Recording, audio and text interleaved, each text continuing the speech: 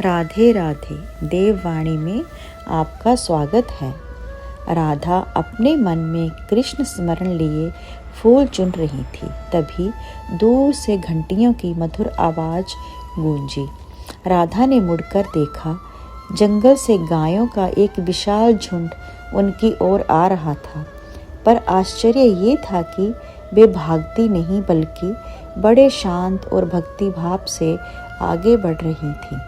जब वे राधा के निकट पहुंची तो सभी गायें एक एक करके उनके चरणों में सिर झुकाने लगी। कुछ ने उनकी पायल को सूंघा, कुछ ने धीरे से उनके आंचल को स्पर्श किया और कुछ तो उनके चारों ओर ऐसे घूमने लगी जैसे कोई माता अपने बालक को आशीर्वाद देती हो। राधा चकित भी थी और भावविहीन भी।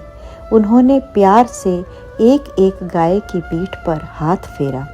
उनकी आंखों से करुणा और प्रेम बह रहा था। उसी समय वृक्षों के पीछे से कृष्ण प्रकट हुए। मुस्कुराते हुए राधा ने उनसे पूछा, कान्हा, ये गाय मुझे प्रणाम क्यों कर रही हैं? कृष्ण ने राधा के चरण स्पर्श करने का संकेत देते हुए कहा, राधे, गाय कभी किसी को प्रणाम नहीं करती। ये केवल उस हृदय को पहचानती हैं जिसमें शुद्ध प्रेम हो। तुम्हारे भीतर का प्रेम इन्हें आकर्षित कर लाया। ये जानती हैं कि तुम जहाँ खड़ी हो वहाँ मेरे नाम की सुगंध बसती है।